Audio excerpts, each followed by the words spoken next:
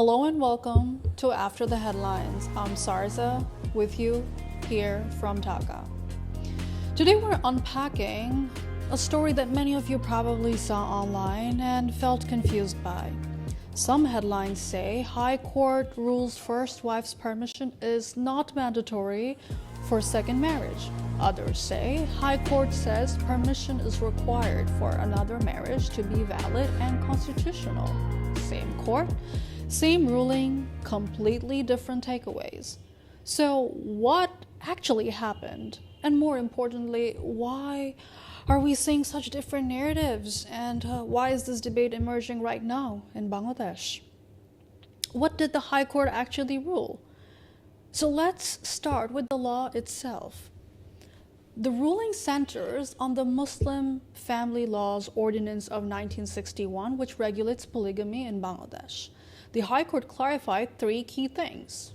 A second marriage is not automatically legal for it to be valid. Permission is required.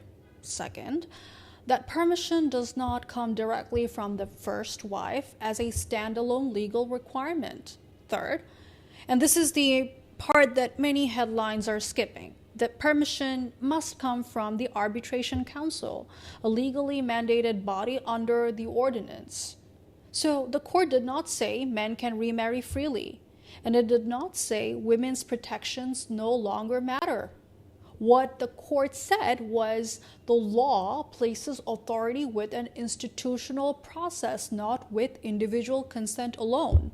That's a procedural clarification, not a removal of regulation. So why did headlines vary so much? This is where media logic matters. Some outlets focused on what the law does not explicitly require, the wife's written permission.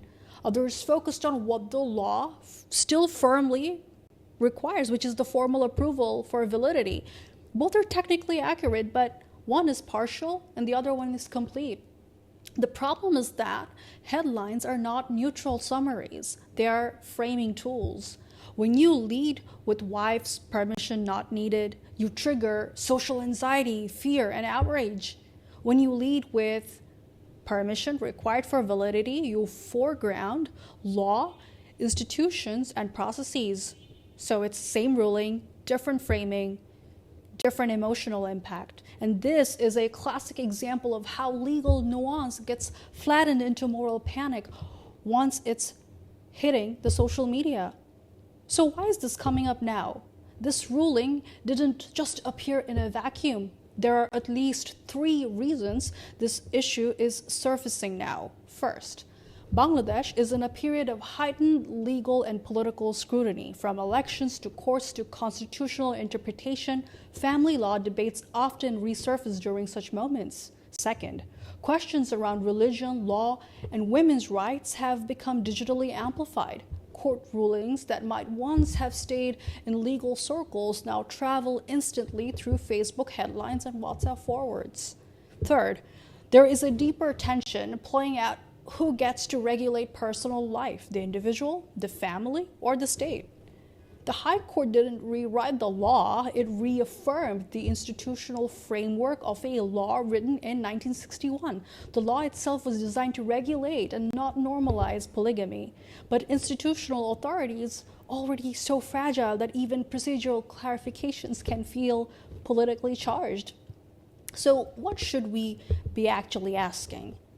Instead of asking, did the court side with men or women? Better questions are, how effective are arbitration councils in practice? Do women have meaningful participation in these processes? Is the law being implemented as intended or only on paper? And how do headlines shape public understanding before people ever read a judgment? This isn't just about marriage law, it's about how legal nuance survives or fails once it enters the media ecosystem. This is exactly why this podcast exists, to pause after the headlines, sit with the details, and ask better questions. Thank you for listening. I'm Sarza, and if this episode helped you to think about this issue differently, feel free to share, comment, or engage.